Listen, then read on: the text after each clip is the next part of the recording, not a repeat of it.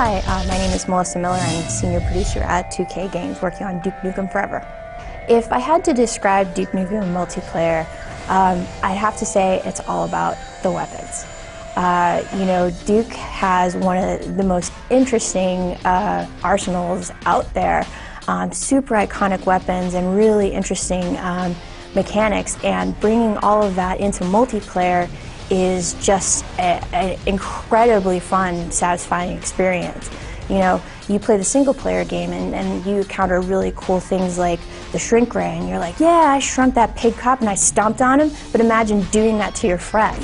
And so it's that type of, kind of really fast, over-the-top gameplay that Duke Nukem Forever multiplayer is all about. One of the things that's different is the new weapons that were introduced in Duke Nukem Forever.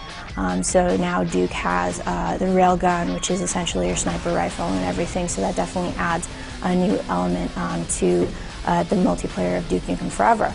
And additionally, the action is very fast-paced compared to, I think, maybe a lot of multiplayer games that are currently out there. One of the things that we thought was really cool and wanted to incorporate was a more metagame. And so now Duke gains levels, and there's a whole leveling system, and that ties into a certain amount of customization.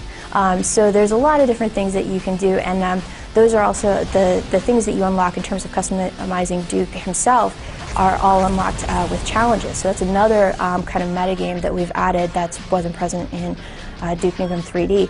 And so that allows you to do specific actions or kind of over time achieve certain goals to allow you to gain extra experience that more than what you would just get in the match.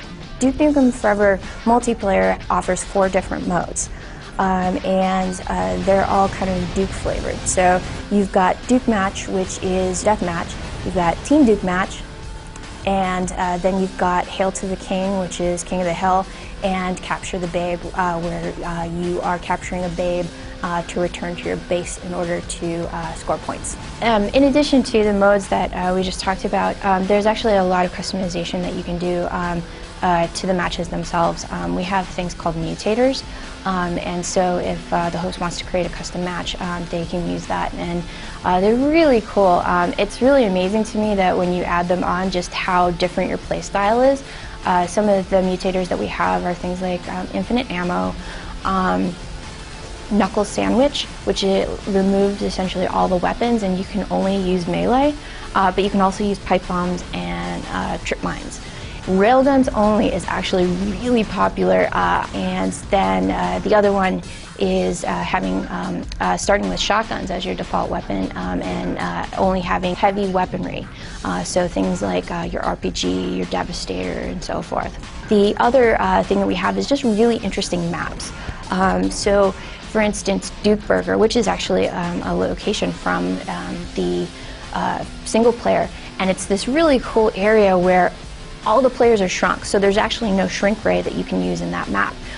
So everybody's shrunk, and there's actually these cool environmental hazards. Then, of course, the jetpack. The jetpack is amazing.